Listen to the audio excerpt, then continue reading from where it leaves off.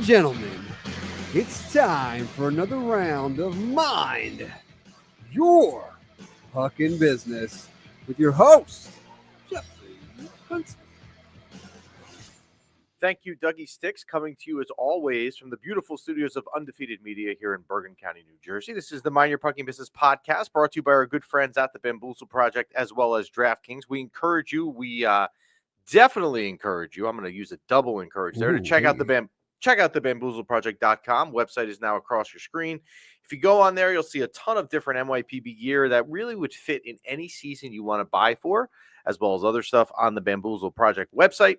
But when you go to checkout, the most important thing you can do is use promo code MYPB. And I know a bunch of you have gotten the sweatshirts in the last week because you've told me and you've tagged us on it, and you've all used MYPB and saved yourself 20% off with that promo code. So we thank the Bamboozle Project for that and use that promo code. This is episode 185, Ciento Ochenta y Cinco on the Spanish dial. So if you're tuning in today using the Spanish features available to you, the SAP features, we welcome you to the show and we hope it translates okay. You can send your questions at any time to mypbshow@gmail.com. You can also DM us on the Instagram platform like you guys do and guys and gals do all the time. And we appreciate that. And we will respond to all of it. The Instagram handle is across the screen in case you missed it. All one word, at Mind Your Fucking Business. And you can listen to the show. Actually, you can watch the show live. We're taping this on Wednesday morning, February 5th. So if you're watching us live, you're doing so via either YouTube or Instagram, and we welcome you. Or you can stream the show at any time, whenever it is most convenient for you. And you can do that on the Instagram platform or as well. I'm sorry, not Instagram. You could stream it anytime on Well, iTunes. we're live right now on Instagram. Right. And but Facebook. You could stream and it anytime. YouTube. You could stream it on iTunes or Spotify. Everywhere. If you want to get your MYPB fix, and I see a bunch of you on the Instagram chat already, welcome this morning. Hope everyone is doing well. But if you want to get your MYPB fix, we give you different platforms to get us on. So if you have a platform of your choice, like I'm a Spotify guy, I'm a YouTube guy, I'm an iTunes girl, whatever it may be, we welcome you. And I see we have people watching from Sweden this morning, so thank you, Mr. Carlson. Or good afternoon, I guess, for you. So let's start as we always do, and that is a chronological order of events here.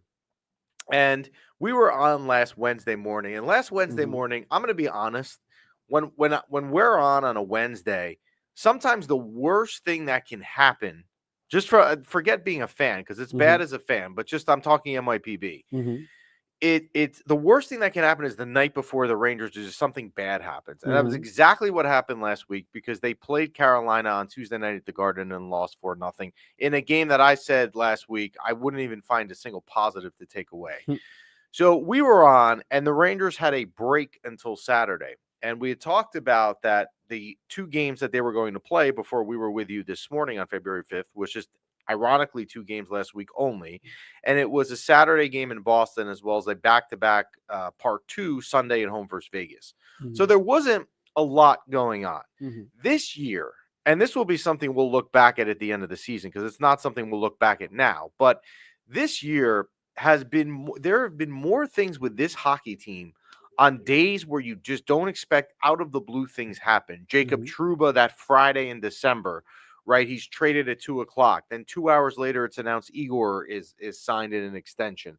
Then that random Wednesday freezing night in December before Christmas, Capo Caco's traded. Just things happen out of nowhere with this team, and it makes it hard, trying to do what we do here to stay on top of it, because you just don't know when things are going to happen. And what I am alluding to, of course, is on Friday night at about 7:15 Eastern time, it came out that the Rangers had made a trade with Vancouver to acquire JT Miller. Now, before we get into the specifics of the trade, the JT Miller trade itself is not a surprise. If I said it was a surprise, you're living in a different planet. If I said it was a shock, I don't know. Then I'm not even sure you're a hockey fan, because the Rangers have been rumored at possibly being a destination for JT Miller and his preferred destination for weeks. So I had said there's a clip of it on Instagram, and we don't take things down when think we're wrong. If you want to say I'm wrong, we don't do that. I stand by what I say in the given moments that we say them. So on Instagram, there is a clip a couple weeks ago of me saying, quite frankly, I don't really want JT Miller here. And there were two reasons why I didn't want him here.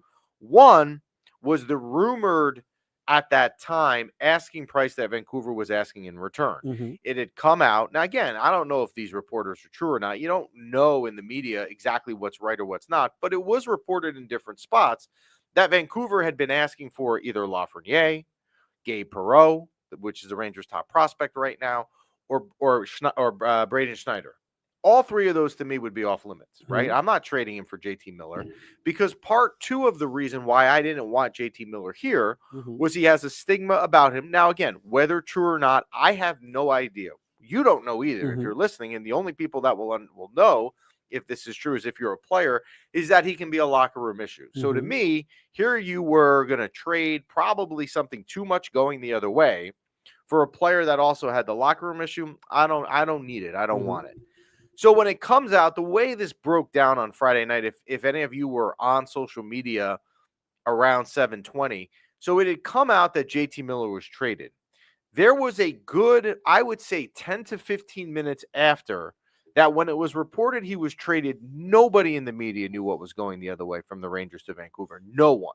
So you almost hold your breath. Like, okay, we got JT Miller, but did we just trade Lafreniere? Did we trade Gabe Perreault? Like, what is going on?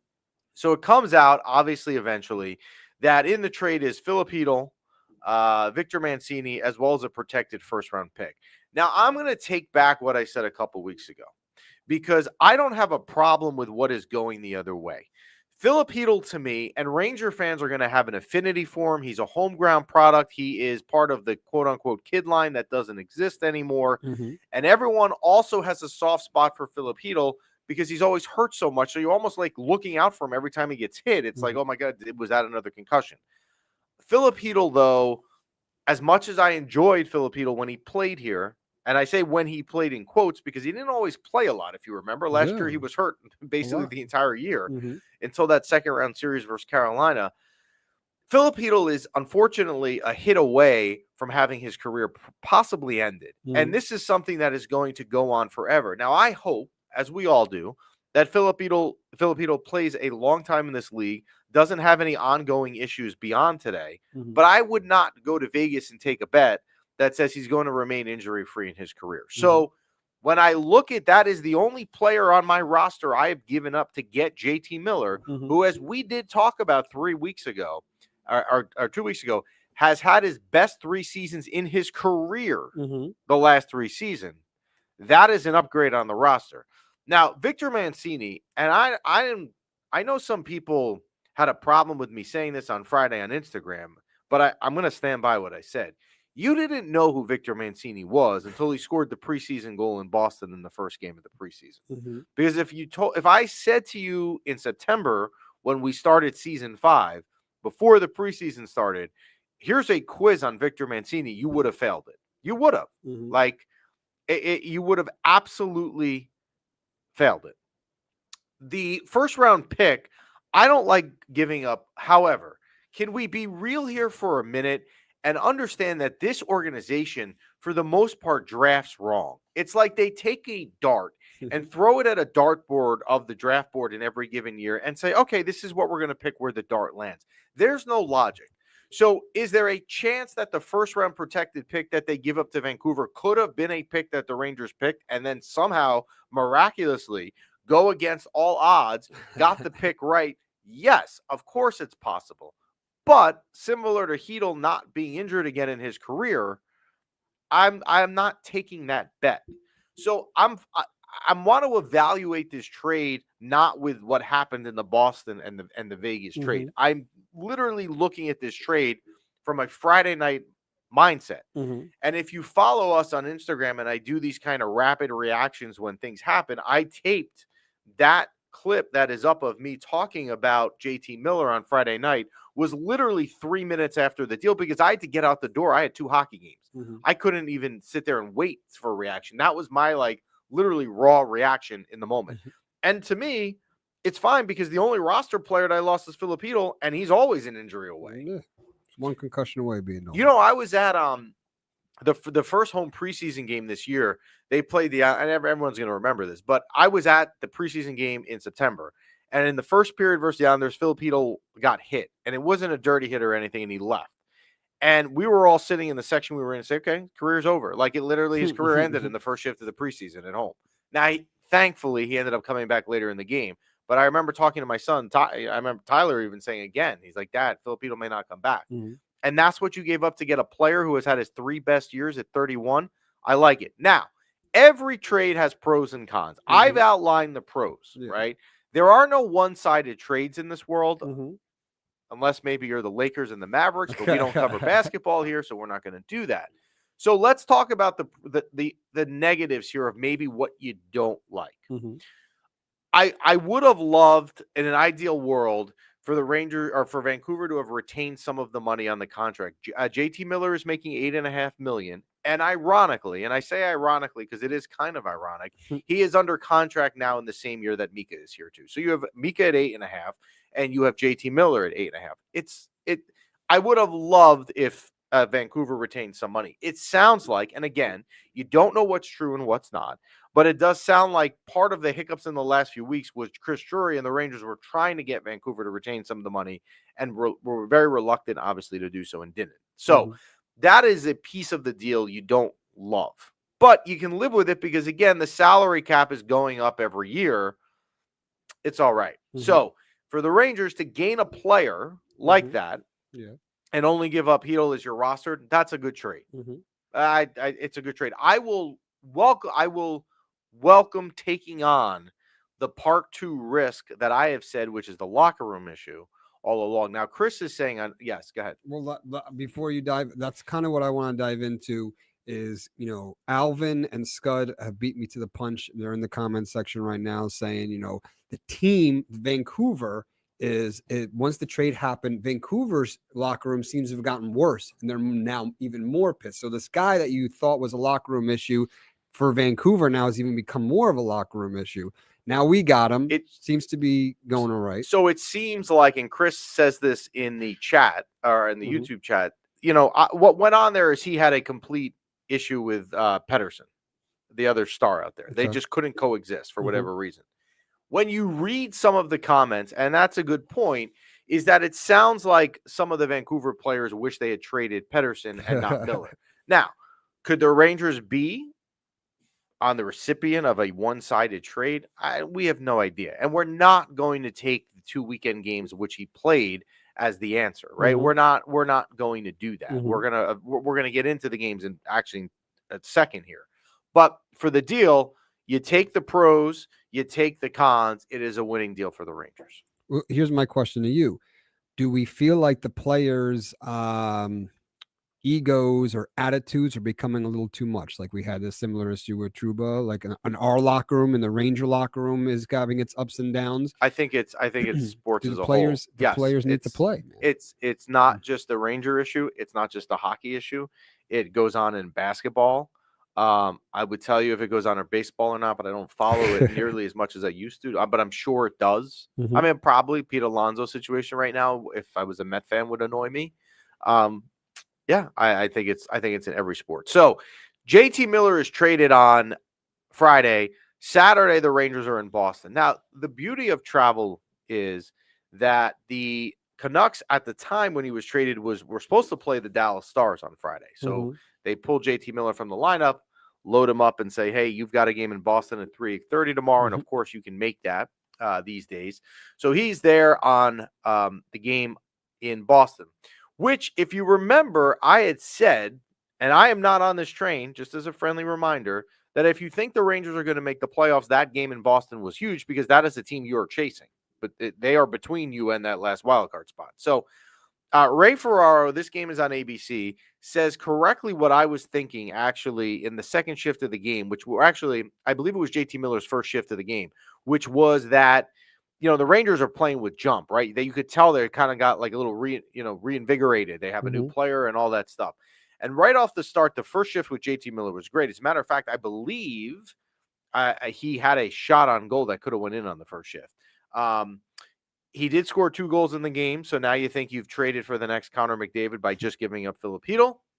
I'm not sure if that will be what the end result will be in years when you look back, but they were so bad defensively on a Saturday. It might have been, and this is saying a lot because the Rangers have had games this year defensively where they have been bad.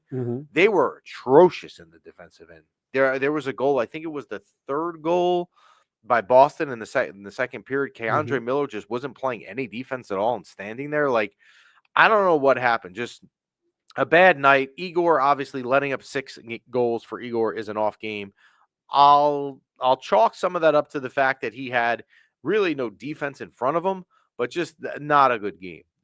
Sometimes you lose games and you sit there and you're like, well, you know what? They deserved better. You deserve to get a point out of it, or maybe you had a couple bad breaks. No, they didn't play defense in Boston. I don't know what happened. They had been a lot better. If you looked at the past 3 weeks, and we talked about it where, they'd been so much better in almost every phase of the game in all aspects, they were atrocious defensively. And this is like an effort thing. They're not showing up on that side of the ice. Like, what's the solution? They didn't play defense that game. Now, the next day they did. They had Vegas on Sunday night, and I haven't seen this talked about anywhere, and I don't know why I cannot be the only one thinking this. Last year, when they won the President's Trophy, and they had as good of a year as you could have, right? And the regular season was full of the most insane wins and crazy comebacks.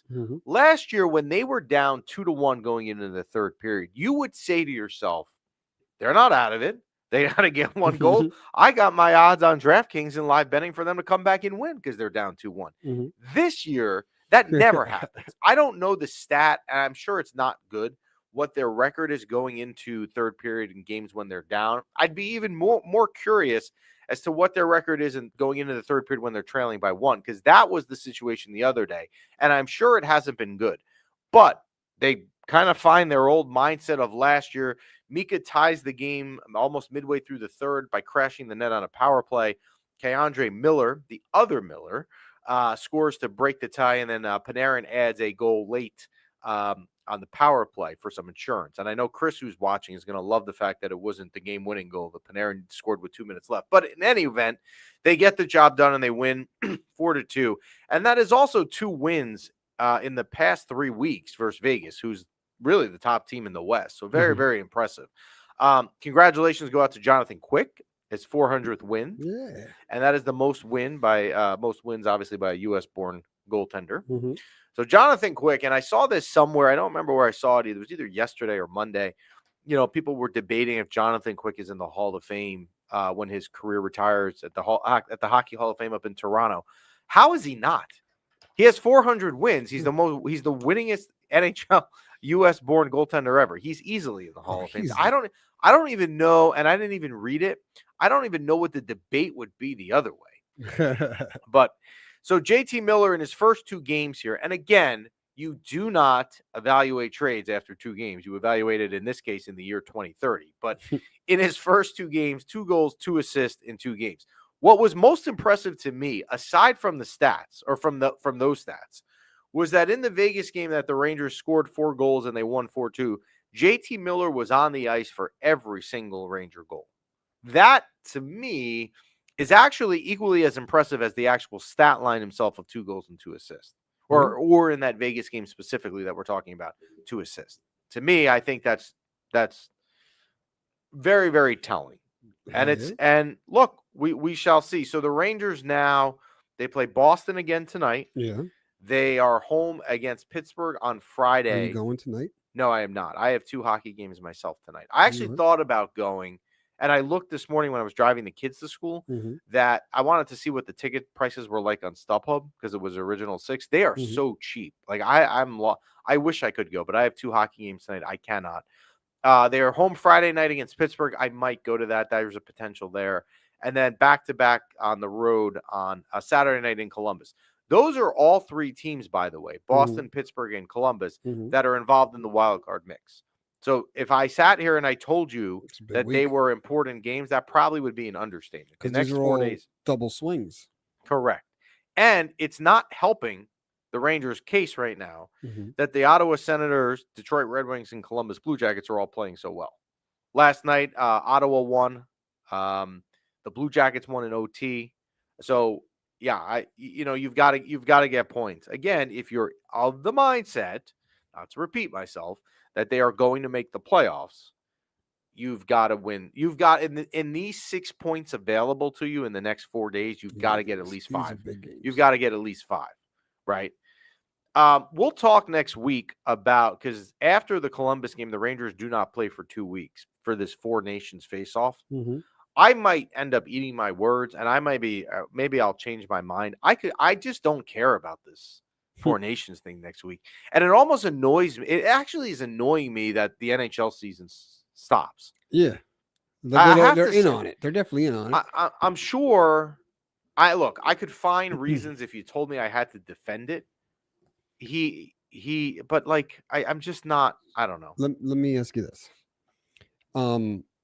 Because this is like a dumb question. So, why these Four Nations? One, and two, like there was a movie where the United States went up against the Soviet Union or Russia, whatever they were called at the time. And it was a huge movie, U.S. versus Russia. So, like, why isn't like Russia involved, and why do we have these Four Nations? So that movie was called Miracle. Yes. I would assume that the reason you're only seeing these Four Nations, maybe it's been said elsewhere, I'm taking a complete guess here, is that those would be the Four Nations that could easily field the team and they don't want to make it longer than 2 weeks.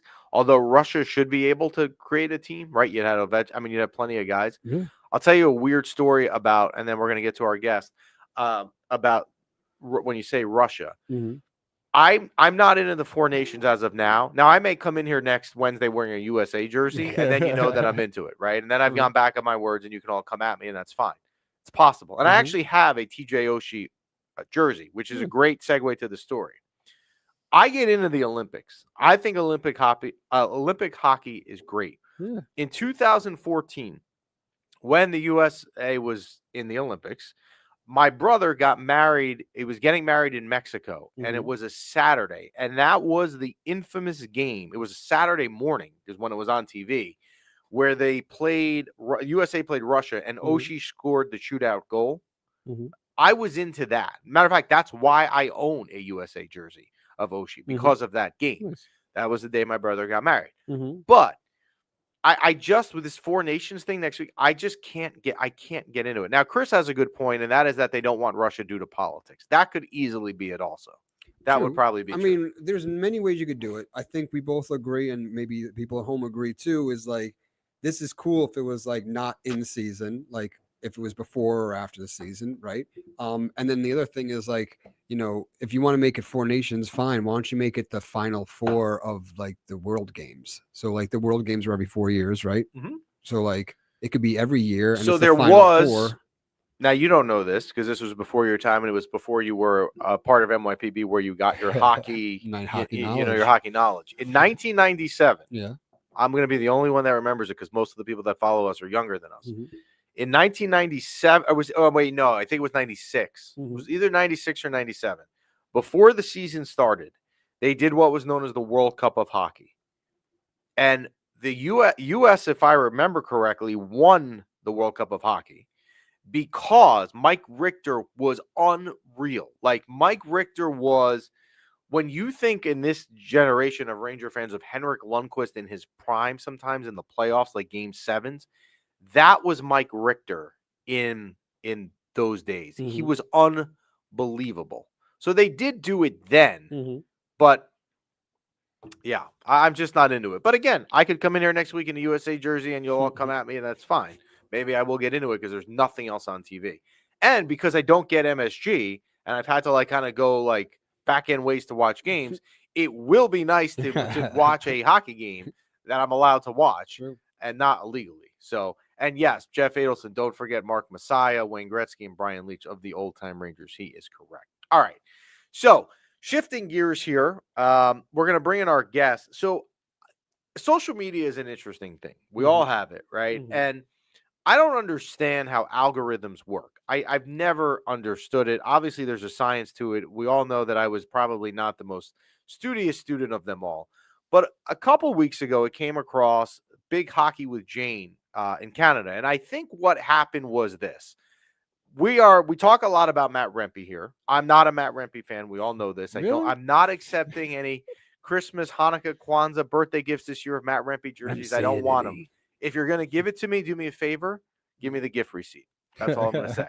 But anyway, Matt Rempe, if you remember, in December, they played against Dallas. They won.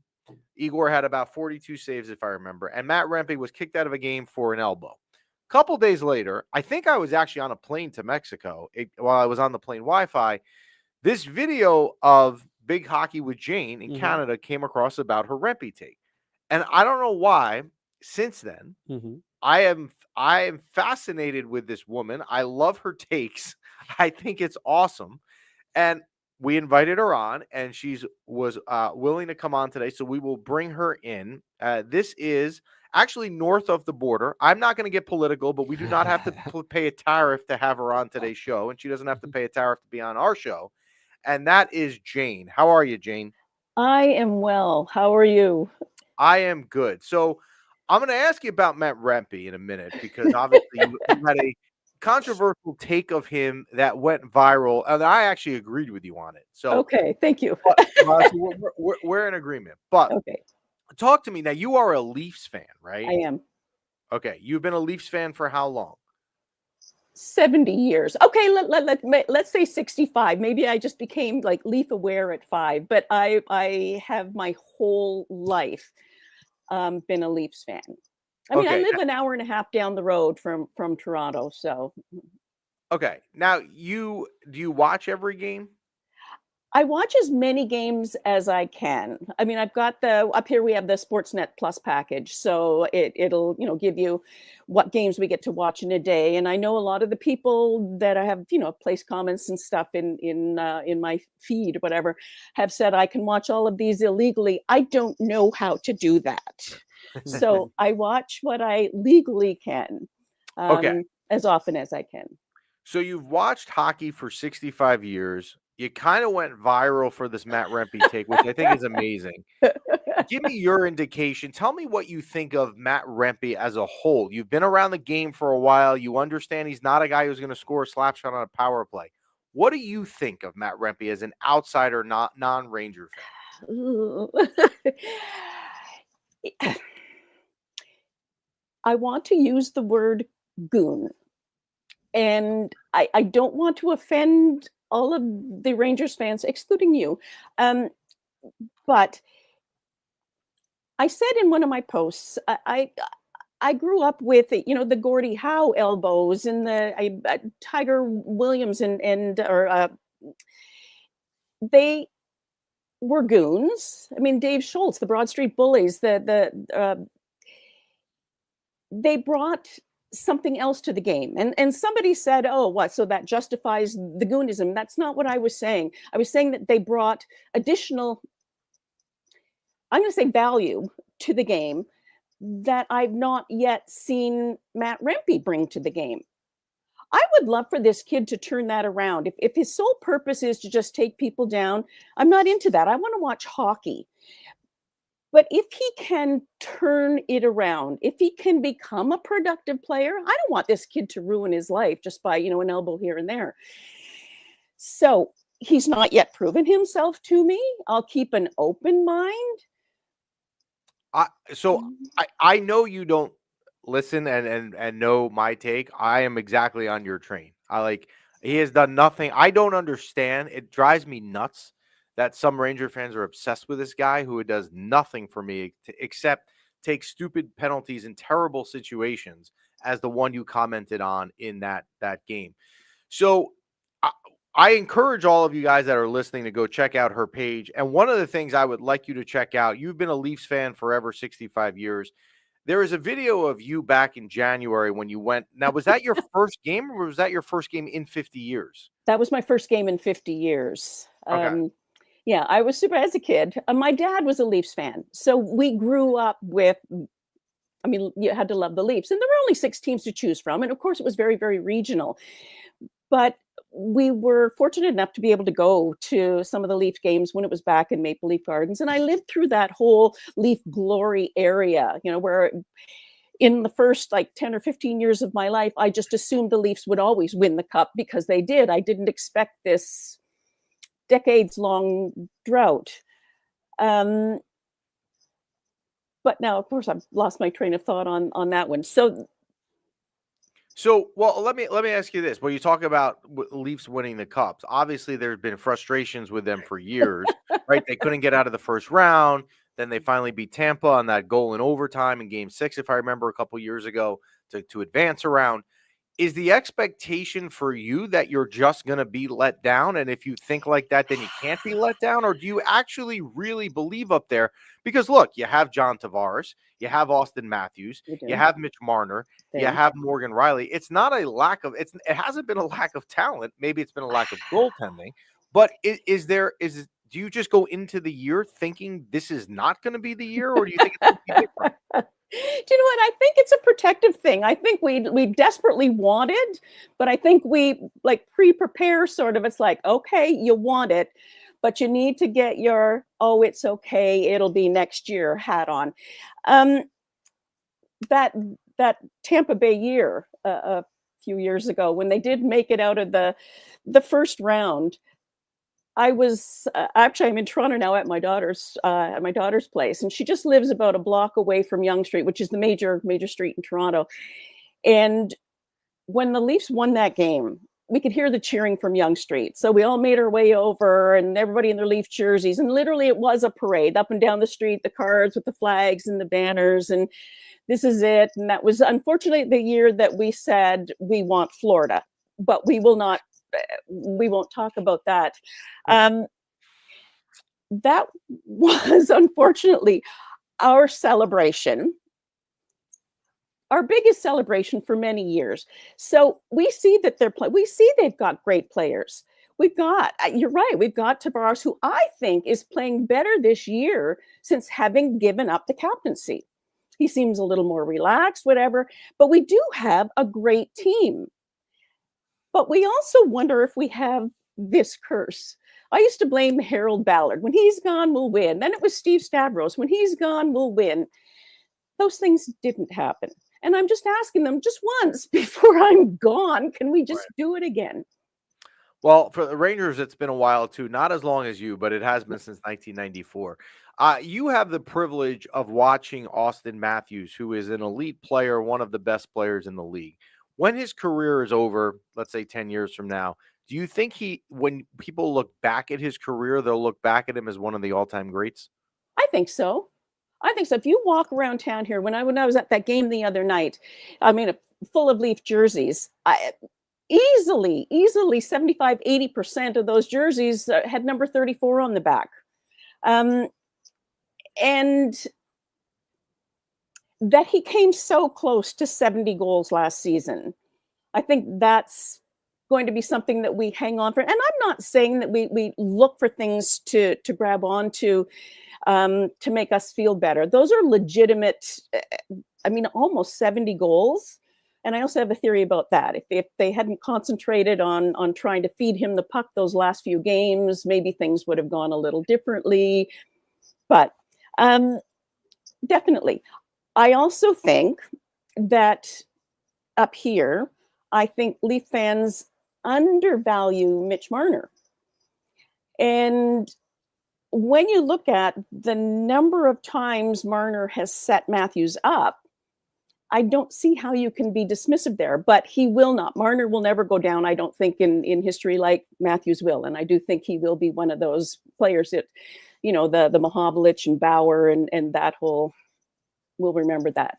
Do you have a favorite Leaf player of all time? Like when you look back at your 65 years of fandom, and if you could have dinner with it, let me put it to you this way. If you could have dinner in whatever the nicest steakhouse in Toronto is, you and an ex-player, who would you like to have dinner with? Dead or alive? That's right. Because right from when I was little, I always loved Frank Mahovlich. I don't know why. It was always Frank Mahovlich. But I'd have to throw like some of the greats like Johnny Bauer into that. And who couldn't love Eddie Shack? I don't know over the course of, I love Dougie Gilmore. So it's not just all the old time players. I don't think I could pick a favorite today though. I do like Tavares. I do like Matthews. I really like Matthews, but I'm not like, oh, he's my favorite player ever. So yeah, maybe Frank Mahovlich. Okay. So we have a couple other teams here that we share the tri-state area with, one of which is the Devils. And our producer, B-Rock, also named our dog this week, has taken on your ex-coach Sheldon Keefe. He is now in charge of his Devils team. What are your thoughts? Was it a good hire for the Devils? Is Sheldon a good coach? Because when he came here, I mean, we don't know much about him. What's your viewpoint on Sheldon Keefe? Of course, I mean, I can only speak from my perspective, but we had him here. They didn't do anything. And I say they didn't do anything. I mean, we want more than what we got. And so we ultimately blamed the coach. So it was like, good, get rid of him. And then, of course, he moves on. And now look at how the Devils are playing this year. So, you know, I was listening to you talk about the whole Vancouver and JT Miller trade and about the mood in the change room and that, you know, perhaps it wasn't JT Miller, perhaps it was Pettersson, but how much of that is applicable in every single locker room? So are we talking about Keefe is not a great coach and he needs to go and then the team he goes to plays well? Is that coaching? Is that camaraderie in the locker room? But I also think Craig Berube is doing a good job. Yeah, he's I mean, look, he obviously has won a Stanley Cup in St. Louis, but he is a very, very good coach. So I did see your post, I believe it was earlier this week, about the concern with Ottawa catching up to you because your standings are getting close. So before we let you go, I'm going to ask you the $1 million question. Okay. All right. I'm going to assume that the Maple Leafs make the playoffs. They are 1 point out of the Atlantic lead. There's too much talent there. So let's say you make the playoffs. Yes. Where do they get out of the first round? And if they do, how far do they go? Do you know what? It depends who they play. Because often we get this, I think we run scared from Boston. You can tell that by a couple of years ago when we were cheering, we want Florida. Clearly we put the Panthers now on that list of, we have a complex. we Toronto fans have a complex. I think if we get through the first round, I think we have the potential to move beyond that. And I think part of that is we need to shake that. I don't want to say loser mentality. I don't mean that. That sounds terrible. I want it badly. So I think if they can get through the first round, I think they can go farther than that. But there's a lot of really good competition this year.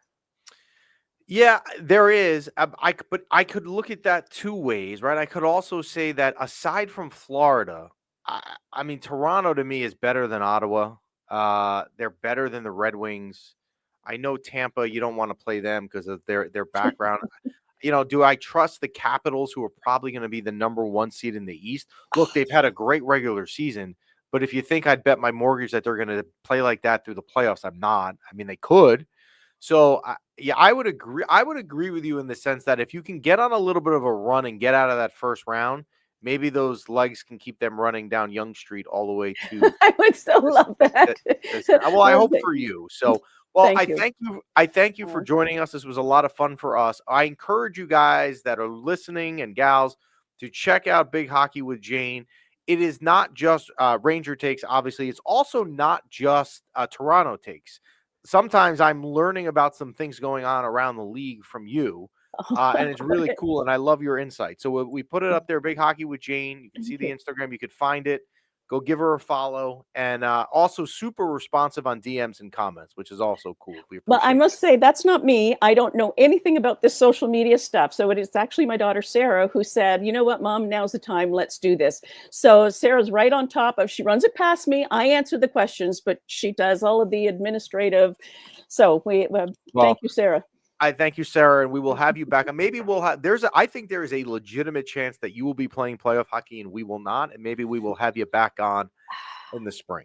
So thank you for joining us. Thank you so much for having me. I appreciate You're it. welcome. That was great. That is big hockey with Jane. So yeah, we have Absolutely. to come to terms here. Although I wouldn't do this until like March, Yeah. but like, there is the legit possibility when the regular season ends.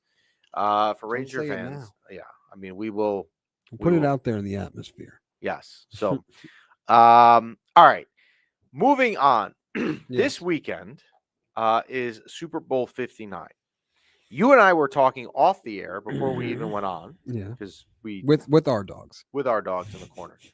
That that this is as bad of a Super Bowl I think it's The a worst hard Super one. Bowl of all time. Yeah. Let's be straight. Well, it's bad in a couple ways. One, Couple. the line, well, a couple, right? There's more. The line is -1.5, which basically mean means it's not an easy game to bet. Mhm. So that's the first thing. If you want my take, Yeah. I hate anything Philadelphia. I am rooting for whatever team is in that AFC slot. Mhm. It happens to be Kansas City. Now, I know a lot of people don't like Kansas City. They don't like Taylor Swift and all Mhm. that. I don't like Kansas City, but I don't hate him either. I don't have a love or hate for them, to be Mhm. honest with you. I just never have. But because their opponent is a team that I absolutely despise and a city that I despise. And if you saw Frank the Tank last week with us, by the way, there's a clip of it coming out tomorrow where he talks about Philadelphia. Mhm. But I cannot I can't support a Philly team. So I am rooting for the Chiefs. Oh man. Does that mean they will win? It's -1.5. Yeah, I'm sure they probably won't. My luck is I'm sure Philadelphia will win. It's a lose-lose situation. Okay. Like you, I hate Philadelphia, despise Philadelphia. I'm also starting to hate, not the same level, but I'm starting to, I'm over Kansas City. Now, go ahead. No, I was gonna say pull up Emma's last comment, which is the one at the bottom, 0 interest. So yeah, zero boycott. yeah, boycott. So this is a great point by Emma because I have heard so many people. I told my wife Mhm. the other day, I don't even care to watch. Yeah, we should all boycott, and to prove this Taylor Swift theory wrong. And that's why it's tough to bet. You're not betting the spread. The spread's -1.5. Right, you're not touching. You're not betting. You're not. That means nothing because what you're really betting on is the NFL and the refs going to give this game to Taylor Swift, or do they want to take everybody's money and let the Eagles win because everyone's going to be betting on the Chiefs. So now the other aspect of it, well, the other aspect is if you're a Giant fan watching what Saquon did, you cannot. And Chris has just said that in the chat. You can pull up Chris's last comment, which is if Philly wins, those Giant fans that said you don't pay a running back are going to look silly. Now you even have that right. They do already. But now if you're a Giant fan, you've already hated Philly before the season, but now you have even more reason to hate them. So I can't imagine if I was a Giant fan. True. There's no way you have to have an allegiance to Kansas City. Kind of, but that's your only little glimmer is like if you actually cared about Saquon as a human being and a person and like you appreciate what he did for the Giants, like yeah, you want him to be successful in some way, shape, or form. Like that makes sense if someone said that. But it's the Eagles though, so that's where it's it's tough. It's definitely a tough one. And I'm all for boycotting. I think we should all boycott it. Because that's what they did. Scott, here's someone. I'm a Giants fan and I'm rooting for Philly. And then we won't put up his other comment, which is some nasty words about Kansas City. So obviously his hatred for Kansas City trumps his hatred for Philly, which, hey, everyone's entitled. Now, Scott, is that are you rooting for Philly because you want Saquon to do well? What? No, I think he's rooting for Philly because he hates Kansas City, which is fine. There's plenty of people that hate Kansas City, but for me, if you want my opinion, I hate Philly more than anything. I just don't. He's rooting for the worst. I just what part of Kansas City? Correct me if I'm wrong. Can we pull up Alvin's comment? I'm going to get myself in trouble because he's been a guest on our show. Maybe the NFL should hire Tim Peel for this game. He does it the right way, yeah. Tim Peel was on MYPB. Yeah. If you missed that episode, you may want to go back and watch it. Yes, go ahead. No, I'm just tell me what part of the Chiefs, like what area of their game and on players of their game should have gotten them to the Super Bowl. None. Buffalo's better than that. Yeah. Other teams are better. Baltimore is better than them. But all I care about right now, I don't care about what I eat during it. I would tell you I don't care if I win the pools I'm in, but I'm not doing any pools because I don't even care. Mhm. I don't care about that. All I care is that Philly doesn't win. I can understand that. Yeah. The worst possible scenario for me, I'm going to give you a side of me I don't usually talk about because it doesn't really exist. Oh yeah. Years ago, when the Eagles were in the Super Bowl before they won their first one, they played the Patriots. Mhm. Okay, and it was Patriots versus Eagles. My college friends and I, Mhm. oh no, I'm sorry, not my college friends, my high school friends and I, we were in Mhm. like our mid-20s. I think this was 2005 or something. We used to do this thing. It was brilliant. We would go to Atlantic City for the Super Bowl Sunday. We would all take off Monday if we had jobs. We Yeah. all didn't have jobs. And so we would take off and we would go and watch. We would get a cheap room at the Trump Taj Mahal, which is Mhm. not there anymore. And there used to be a Hooters in Tropicana. I think it's still there, actually. And we would go and watch the game there. Now, the worst possible scenario for me, because I hate the Eagles, but I also hate the Patriots, Yeah. was them meeting. Mhm. And we watched the game in Hooters, and the whole place was obviously Eagles fans because Atlantic City is a very Philadelphia strong, heavy crowd. Mhm. So we drank, and it is not like me. We drank so much at Hooters because we couldn't stand being around those people. That is the last time I ever got sick from drinking. True story. 20 years ago or So 20 something years ago. Yes.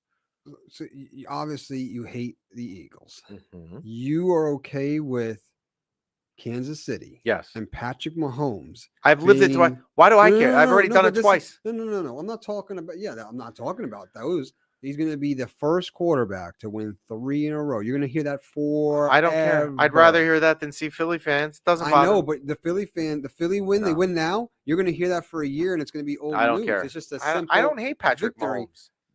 Okay, I hate Philadelphia. I hate that city.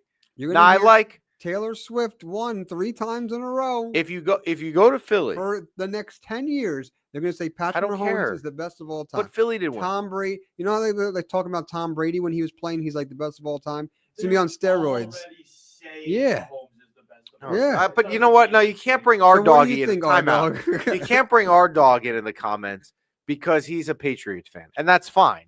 But he's not going to give an objective take. Well, I'm not saying his that's take an is right or opinion. wrong. Well, then let me get his opinion. So R-Dogs, Tom Brady, you want Patrick Mahomes to overshadow Tom Brady. There's nothing Patrick Mahomes can do that will overshadow Tom Brady. Yes, winning the 3 in the row. It doesn't matter. Everybody knows how he won those 3. It doesn't mean anything.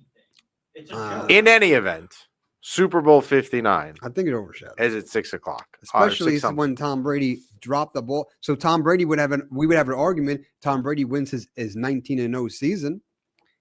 Yeah. Well, another Giant fan, we'll put up Emma's comment. Giants fan who hates Philly and hates seeing Saquon scored there, like Kansas City until 2 years ago, and simply cannot root for KC this year. Okay. I mean, look, to each their own. Look, if I had to say something positive about Philadelphia, like let's say you ended up in Philadelphia on a work trip, go to John's Roast Pork, or go to Reading Terminal, or go to Angelo's or Angelo's Pizza for a cheesesteak. Yeah. Avoid Gino and Pat's, or go to Jim's as another good cheesesteak spot. Other than that, I could care less about the city. Other than the food, the good food that comes out of, and Philly soft pretzels are pretty good, as are water ice, which is a Philadelphia thing. Yeah. Other than that, I don't care. Our old producer, we should get in touch with him, Pat, Okay. because if you remember, Pat lives in Philly and cannot stand Philly sports. He chose to live. He chose to leave us, and he lives there. I'm gonna actually text him, remind me when we go off the air to make sure he's surviving down there. I'm gonna do that. Yeah. Anyway, the Rangers tonight back in action versus the Bruins at home, and then back-to-back Friday night at home versus Pittsburgh, Saturday in Columbus before the Four Nations break the next 2 weeks. We thank Big Hockey with Jane for joining us from north of the border. Beauty of technologies. You would have never known she was north of the border. We thank her for joining us today. We check out the bamboozleproject.com. Use promo code MYPB at checkout. We thank DraftKings for their sponsorship as always as well. And we will talk to you next week during Four Nations Face-Off that I don't care about.